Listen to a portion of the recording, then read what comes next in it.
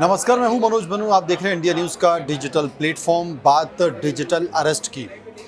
आपको याद होगा 2024 चल रहा है और 2024 के शुरुआती 3 महीने में करीब 120 करोड़ रुपए की डिजिटल ठगी लोगों से हो गई। शिकार किसे बनाया जाता है? बुजुर्गों को शिकार बनाया जाता है। इसके साथ साथ कुछ यंगस्टर्स को शिकार बनाया जाता है। अब ऐसा ही एक मामला भोपाल में हो गया। भोपाल में दुबई के एक कारोबारी श्रीमान ओबेरॉय, विवेक ओबेरॉय, श्रीमान ओबेरॉय पहुंचे हुए थे और वो भोपाल के अरेरा कॉलोनी में रह रहे थे। और वहाँ पर स्थिति ऐसी हुई कि अचानक से उनको फ़ोन आया ट्राई से। ट्राई से गवर्नमेंट ऑफ इंडिया की एक अथॉरिटी है। ट्राई से फ़ोन आया और कहा गया कि आपके नाम से कई सारे सिम खरीदे गए हैं और उन सिम के साथ बातचीत जो की गई है, अकाउंट खरीदे गए हैं, बहुत सारा फ्रॉड किया गया है और इस संबंध में आपसे बातचीत करनी है। बातचीत करना शुरू की। इसके ठीक बाद मुंबई की क्राइम ब्रांच से उनके पास फ़ोन आया कि हम मुंबई की क्राइम ब्रांच से बोल रहे हैं और आपके नाम से फ़ोन किया गया है, आपने कुछ फ्रॉड किया है, साइबर फ्रॉड किया है, इस तरह का फ्रॉड किया है। श्रीमान ओबेरॉय की समझ में नहीं आया क्या आ गया, लेकिन आप कल्पना कीजिए कि मिस्टर ओबेरॉय जो कि दुबई के कारोबारी हैं, भोपाल में आए हुए, स्वाभाविक तौर पर उन्हें बहुत कुछ ज्ञान होगा, वो पढ़े लिखे होंगे, लेकिन उसके बावजूद भी 6 घंटे डिजिटल अरेस्ट रहे और 6 घंटे वो लोगों का, जिन लोगों ने उनको डिजिटल अरेस्ट किया, वो उनके सवाल जवाब देते रहे, तमाम सारी चीज़ों को बता रहे। अचानक क्या हुआ? अचानक हुआ कि उनके एक परिचित के उनसे मिलने आ गए, जो उनके मित्र उनसे मिलने आ गए और जब वो मिल के आए तो उन्होंने पूछा क्या हो रहा है? बोले नहीं, मेरे साथ मेरे कुछ डॉक्यूमेंट्स के साथ ऐसा ऐसा हो गया है, मैं सवाल जवाब दे रहा हूँ। उनको शक हुआ। उनने क्या किया? भोपाल के साइबर क्राइम के हेड योगेश देशमुख को फ़ोन किया। एडीजी योगेश देशमुख को फ़ोन किया।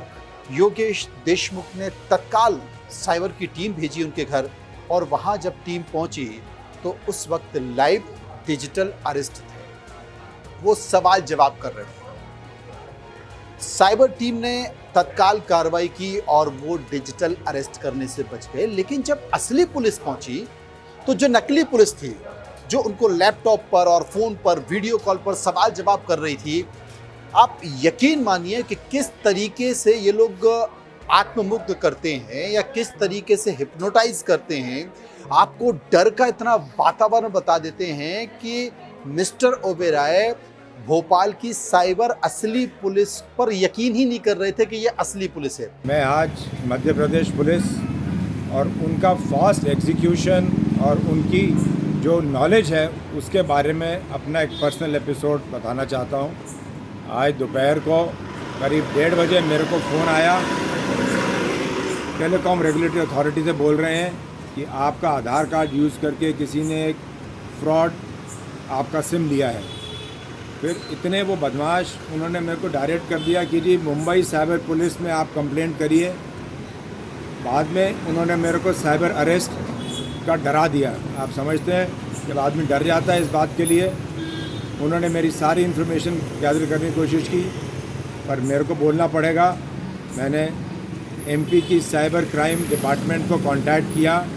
उनके 2 ऑफिसर श्री सचिन और उनके पार्टनर आए।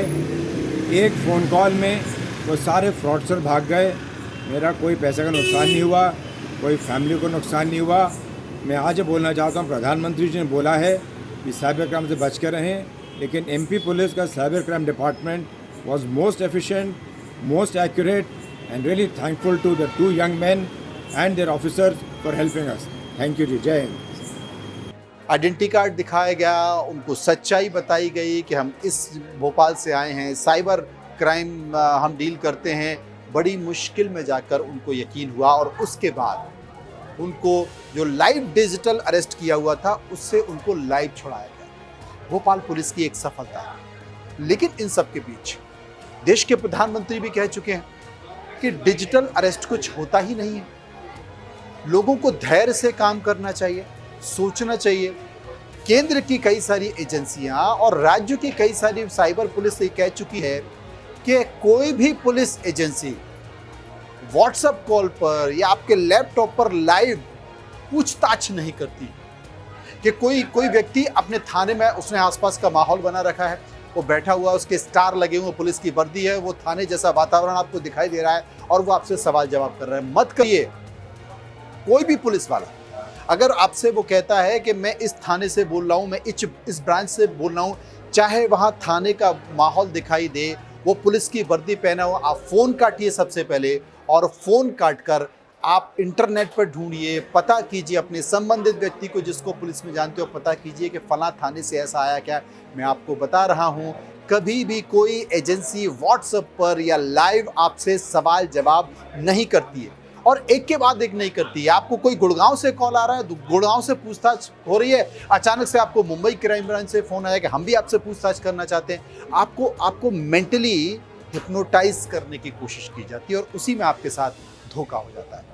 इसलिए कोई भी आपसे लाइव व्हाट्सएप पर या फिर इंटरनेट पर लाइव जुड़ता है, वो अपने आप को पुलिस वाला बताता है, वो वर्दी में है और आपसे सवाल जवाब करता है, वो कहता है कि आपसे पेपर से कागजात से फ्रॉड हुआ है, बिल्कुल मत मानिए, फ़ोन काट दीजिए।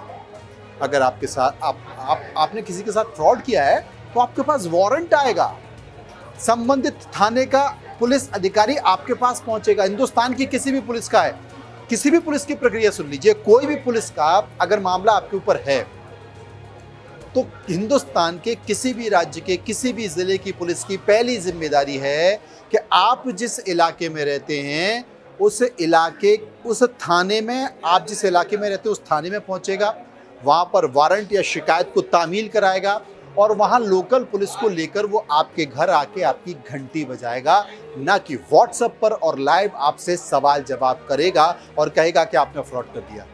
याद रखिएगा, आपको फ़ोन नहीं उठाना है। अगर लाइव पूछताछ अगर आपसे करने की बात कोई भी पुलिस वाला बोल रहा है, फ़ोन काटिए और उसको बोलिए काम कर, तो आप बच जाएंगे, यानी कि धैर्य से काम करना। फिलहाल इतना ही, नमस्कार।